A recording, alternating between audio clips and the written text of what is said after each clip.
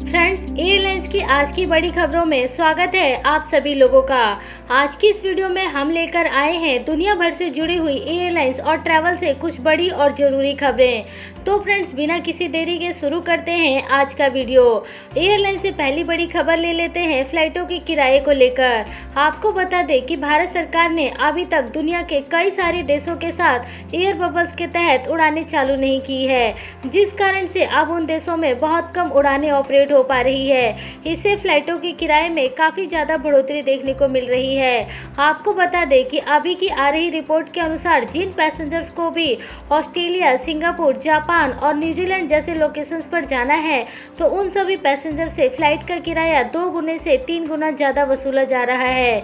ये लेटेस्ट आप times of India की रिपोर्ट देख सकते हैं, जहां पर उन्होंने बताया है कि जो फ्लाइट का किराया कोरोना आने से पहले 35,000 से 40,000 रुपये का होता था, वही फ्लाइट का किराया इस समय 1,50,000 से 1,60,000 के बीच में बिक रहा है।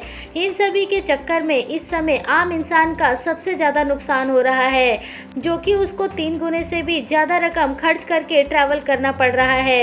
एयरलाइन से अगली खबर आ रही है यहाँ पर एमिरात एयरलाइंस की तरफ से। एमिरात एयरलाइंस ने ये जानकारी दे दी है कि उसने हांगकांग से अपनी उड़ानों को 2 सप्ताह के लिए बंद कर दिया है। आपको बता दें कि इस बीच में एमिरात जितनी भी उड़ानें ऑपरेट कर रही थी हांगकांग के लिए, वे सभी की सभी उड़ानें बंद हो गई है। इसमें वह सभी पैसेंजर ट्रैवल नहीं कर पाएंगे जिनका भी फाइनल डेस्टिनेशन हांगकांग था। यहाँ पर एमिरात एयरलाइंस की तरफ से इस बात की भी जानकारी दी गई है कि 22 जनवरी के बाद फिर दोबारा से हांगकांग के लिए उड़ानें खोल दी जाएंगी और उसके बाद पैसेंजर्स ट्रैवल कर सकेंगे। यहाँ पर आपको बताना चाहेंगे कि हांगकांग की सरकार ने इससे पहले भी कई एयरलाइंस कंपनियों को फ्लाइट ऑपरेट करने पर प्रतिबंध लगाया हुआ है, जिसमें कि भारत की एयर इंडिया भी इसमें शामिल है। उसके ऊपर भी अब तक 5 बार प्रतिबंध लग चुका है। इसके अलावा ब्रिटिश एयरवेज, नेपाल एयरलाइंस जैसी कई दूसरी एयरलाइंस कंपनियों के ऊपर भी हांगकांग के द्वारा प्रतिबंध लगता हुआ आ रहा है। हांगकांग की सरकार ऐसा इसलिए प्रतिबंध लगाती है क्योंकि यदि किसी भी एयरलाइंस कंपनी में कोई भी पैसेंजर कोरोना पॉजिटिव पाया जाता है, तो उस एयरलाइंस कंपनी के उड़ानों के ऊपर 2 सप्ताह के लिए प्रतिबंध लगाया जाता है। चलते हैं अगली बड़ी खबर की तरफ, जो कि आ रही है जापान से। जापान यहाँ पर नए कोरोना वायरस के खतरे को देखते हुए अब सभी पैसेंजर्स के लिए ट्रैवलिंग से जुड़े हुए नए नियम जारी कर रहा है, और ये नए नियम अब पहले से भी ज़्यादा कड़े रहने वाले हैं, जिसमें कि सभी पैसेंजर्स को अपने साथ कोरोना का नेगेटिव रिपोर्ट लेकर ही ट्रैवल करना पड़ेगा, और साथ ही साथ उस पैसेंजर्स का क्वारंटाइन भी किया जाएगा। आपको बताना चाहेंगे कि जापान में सबसे ज़्यादा उम्र के लोग रहते हैं, जिस कारण से यदि जापान में नया कोरोना वायरस आ जाता है तो वहां पर बहुत ज़्यादा जाने जा सकती है। इसी को देखते हुए ही जापान में पहले से ही पूरी तैयारियां की जा रही है। अगली अपडेट की तरफ चलते हैं, जो कि आ रही है बेंगलुरु एयरपोर्ट से। फ्रेंड्स, बेंगलुरु एयरपोर्ट पर आज पहली बार यूके से पैसेंजर्स बेंगलुरु एयरपोर्ट पर लैंड किए हैं। आपको यहाँ पर बताना चाहेंगे कि देश में बेंगलुरु एयरपोर्ट ही एक ऐसा एयरपोर्ट है जहां पर यदि यूके से पैसेंजर्स आ रहे हैं तो उनका कंपलसरी 7 दिन का क्वारंटाइन नहीं किया जा रहा।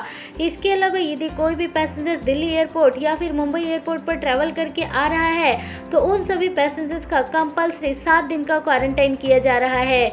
इसके अलावा बात करें यूके से आने वाले पैसेंजर्स के लिए क्या नियम है, तो आपको बता दें कि यदि कोई भी पैसेंजर्स लंदन से बेंगलुरु एयरपोर्ट पर ट्रैवल करता है तो उसको अपना कोरोना का नेगेटिव रिपोर्ट लेकर ही ट्रैवल करना कंपलसरी है। इसके अलावा बेंगलुरु एयरपोर्ट पर आने के बाद भी उसका कोरोना का जांच कराना पड़ेगा। कोरोना टेस्ट बेंगलुरु एयरपोर्ट पर जारी है, जहां पर आपको 4500 रुपये देकर अपना कोरोना का टेस्ट 5 मिनट में मिल सकता है। इसके अलावा एक दूसरा टेस्ट जो कि नॉर्मल 800 रुपये का होता है, अगर उस टेस्ट का रिपोर्ट आपको लेना है तो उसमें आपको कम से कम 6 से 7 घंटे तक का इंतजार करना पड़ेगा। चलते हैं अगली बड़ी खबर की तरफ, जो कि आ रही है कोरोना वैक्सीन को लेकर। फ्रेंड्स, कोरोना वैक्सीन को लेकर वेस्ट बंगाल के मुख्यमंत्री ममता बनर्जी ने ये जानकारी दे दी है कि वेस्ट बंगाल में कोरोना की वैक्सीन सभी लोगों को मुफ्त में दी जाएगी। अभी तक भारत सरकार ने ये सूचना नहीं निकाली है कि कोरोना वायरस क्या मुफ्त में मिलेगी या इसके लिए पैसे देने पड़ेंगे, लेकिन ये जरूर है कि शुरुआत में 2 करोड़ लोगों को जो वैक्सीन लगाई जा रही है वे सभी वैक्सीन फ्री में दी जा रही है। उसके लिए किसी को भी कुछ भी पैसा देने की जरूरत नहीं है। आपको बताना चाहेंगे कि भारत में 16 जनवरी से देश के सभी राज्यों में वैक्सीन लगाने की शुरुआत की जा रही है। सबसे पहले वैक्सीन उन लोगों को दी जाएगी जो कि फ्रंटलाइन वर्कर हैं, जिनमें कि शामिल होंगे मेडिकल सेक्टर में काम करने वाले लोग और इसके साथ साथ पुलिस और ऐसे लोग जो कि रेगुलर आम लोगों के टच में रहते हैं। अगली खबर की तरफ चलते हैं, जो कि एक ऐसे शख्स से आ रही है जिसने कि कोरोना वायरस के डर से पूरी की पूरी फ्लाइट ही बुक कर डाली। आपको बता दें कि ये मामला जकार्ता का है, जहां पर एक पैसेंजर्स ने शादी के बाद जब अपने हनीमून टूर पर जा रहा था, उस समय वो पैसेंजर्स जिस फ्लाइट में ट्रेवल कर रहा था, उस पैसेंजर्स ने उस पूरी की पूरी फ्लाइट की टिकट बुक कर डाली। उसके बाद ये मामला काफ़ी ज़्यादा सोशल मीडिया पर चलता रहा, जिसमें कि बहुत सारे लोगों ने अपनी अलग अलग तरह की प्रतिक्रियाएं दी। आपको बताना चाहेंगे कि उस शख्स का कहना था कि उसने फ्लाइट की सारी टिकटें खरीद ली है और सारी टिकट खरीदने के बाद भी उसको ये फ्लाइट प्राइवेट जेट के मुकाबले काफ़ी सस्ती पड़ी है। अगली खबर की तरफ चलते हैं, जो कि आ रही है सऊदी अरेबिया से। सऊदी अरेबिया आज यानी कि सोमवार से दोहा के लिए अपनी अंतर्राष्ट्रीय उड़ानों की शुरुआत रियाद और जेदा के एयरपोर्ट से कर रही है। इसके अलावा कतर एयरवेज की तरफ से भी ये जानकारी आ रही है कि वे 1 जनवरी से रियाद से, 14 जनवरी से जेदा से और 16 जनवरी से दमाम के लिए अपनी उड़ानों की शुरुआत कर रही है। अगली खबर भारत की एम्बेसी जो कि सऊदी अरेबिया में है वहां से आ रही है। आपको बताना चाहेंगे कि अभी तक सऊदी सरकार की तरफ से भारत में रहने वाले लोगों के लिए वीजा की सर्विस को शुरू नहीं किया गया है, जिसको लेकर भारत की एम्बेसी जो कि सऊदी अरेबिया में है उसने ट्वीट करके जानकारी दी है कि जो भारतीय भी अपना वीजा रिन्यू करवाना चाहते हैं वे सऊदी की एम्बेसी जो कि भारत में है वहां पर संपर्क करें, वहां से वो लोग अपना वीजा रिन्यूअल करवा सकते हैं। अगली खबर की तरफ चलते हैं, जो कि आ रही है विस्तारा से। विस्तारा की फ्लाइट जो कि लंदन से मुंबई एयरपोर्ट के लिए ऑपरेट होने वाली है, उसको लेकर विस्तारा एयरलाइंस की तरफ से एडवाइजरी जारी कर दी गई है कि सभी पैसेंजर्स को अपने साथ कोरोना का नेगेटिव रिपोर्ट लेकर ही ट्रैवल करना पड़ेगा। इसके अलावा मुंबई एयरपोर्ट पर उतरने के बाद उन सभी पैसेंजर्स को 7 दिन क्वारंटाइन में बिताना पड़ेगा और 7 दिन क्वारंटाइन बिताने के बाद उनका दोबारा से कोरोना का जांच किया जाएगा और नेगेटिव रिपोर्ट आने के बाद ही उनको घर जाने दिया जाएगा। आपको बताना चाहेंगे कि मुंबई एयरपोर्ट पर अभी भी यूके, यूरोप और गल्फ देशों से आने वाले पैसेंजर्स के लिए कंपल्सरी 7 दिन का क्वारंटाइन रखा गया है।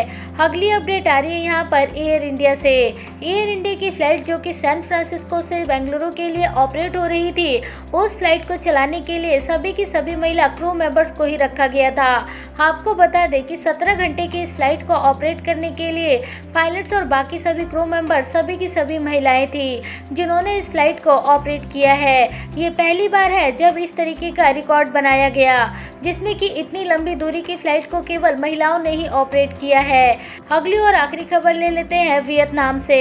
वियतनाम ने फरवरी महीने से अब तक अंतर्राष्ट्रीय उड़ानों पर रिस्ट्रिक्शन लगा रखा है और आ रही रिपोर्ट के अनुसार वियतनाम में लिमिटेड तौर पर अंतर्राष्ट्रीय उड़ानें ऑपरेट होंगी और ये अगले 1 महीने तक ऐसा ही चलने वाला है। लेकिन अभी तक इस बारे में ज़्यादा जानकारी नहीं आई है कि वियतनाम कौन कौन से देशों से अपनी उड़ानों को बंद कर रहा है। तो फ्रेंड्स, ये थी आज की दिन भर की कुछ बड़ी और ज़रूरी खबरें। ऐसी और खबरें देखने के लिए चैनल के साथ बने रहें ताकि आपको हमारे द्वारा दी गई सारी जानकारी वाली वीडियो सबसे पहले मिलती रहे।